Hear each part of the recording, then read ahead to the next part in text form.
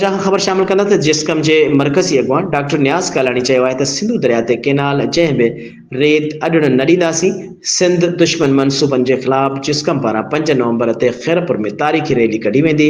सिंध जे अवाम खे गॾु थियणो पवंदो। पीपीए जे असली चेहरे खे सुञाणण जी ज़रूरत आहे। पीपी केनालनि जी मुख़ालफ़त जो ढोंग रचाए रही आहे। पीपीए जे सदर आसिफ अली ज़रदारी गैर आईनी तौर ते सिंधु दरिया मां 6 केनाल अॾण जी मंज़ूरी ॾेई सिंध जो पाणी विकिरो करे ॾिनो आहे। 6 केनाल ठहण सां पंजाब जो चोलिस्तान वारे 48 लख एकड़ गैराबाद ज़मीन आबाद थींदी ऐं सिंध में जे 50 लख एकड़ ज़रई ज़मीन गैराबाद थींदी। हिंगोरजा में जिस्कम अॻवान फ़क़ीर इमदाद मंगी करम सामटियो मुंहिंजी भेलार साण गॾु प्रेस कॉन्फ्रेंस कंदे चयो आहे त अंग्रेज़नि जे दौर खां वठी सिंध जे पाणीअ ते धाड़ो हणण जी कोशिश शुरू थी आहे जेका अञा ताईं जारी आहे। सिंधु दरिया मथां तरबेला डैम, चश्मा, झेलम केनाल, गिरेथल थल केनाल समेत ॿिया डैम ऐं वाह गैर क़ानूनी तौर ठाहे सिंध जे पाणीअ ते धाड़ो हयो वियो ऐं सिंधु दरिया ते कब्ज़ो करण जी कोशिश कई पई वञे। सिंधु दरिया सिंध जी ज़िंदगी ऐं मौत जो मसइलो आहे।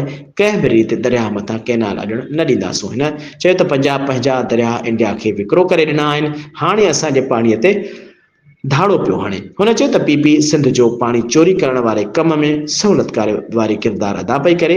हिक पासे केनाल जी मुख़ालफ़त ऐं ख़दशनि जो ढोंग रचाए पई त ॿिए पासे वरी आसिफ अली ज़रदारी केनालनि जी मंज़ूरी पियो ॾिए। हुननि चयो त 5 नवंबर ते खैरपुर वारे एहतजाजी रैलीअ में समूरनि सिंध जे घण घुरनि सिंध परस्तनि खे शिरकत जी दावत ॾियूं था।